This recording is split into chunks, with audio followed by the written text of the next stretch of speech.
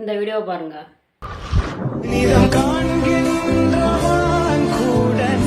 இந்த water and இந்த man இது ரெண்டோட லிங்க்கும் பார்த்தீங்க அப்படின்னா பாட்காஸ்ட் சேனல். ஸோ இன்ஸ்டாகிராம்லேயும் இருக்கும், ரெண்டுலையும் ஜாயின் பண்ணி டவுன்லோட் பண்ணிக்கோங்க. இப்போ கேப்கட் ஓப்பன் பண்ணிவிட்டு உங்களுக்கு தேவையான வீடியோ இந்த மாதிரி இம்போர்ட் பண்ணிக்கோங்க. எதுக்கப்புறம் அந்த எஃபெக்ட் வரணுமோ அது நேராக ஸ்ப்ளிட் பண்ணிவிட்டு பேக்கில் இருக்கும்ல, ஸோ அதை பார்த்தீங்க அப்படின்னா டெலீட் பண்ணிடுங்க. டெலீட் பண்ணதுக்கப்புறம் லாஸ்ட்டு ஸோ இந்த மாதிரி எட்ஜில் வச்சுட்டு கீழே பார்த்தீங்க அப்படின்னா ஃப்ரீஸ்ன்னு இருக்கும். ஸோ அதை கிளிக் பண்ணிங்க அப்படின்னா நமக்கு அந்த இமேஜ் வந்து ஃப்ரீஸ் ஆயிருமா. ஸோ இதுக்கப்புறம் தேவையான அளவு எக்ஸ்பேண்ட் பண்ணிக்கோங்க.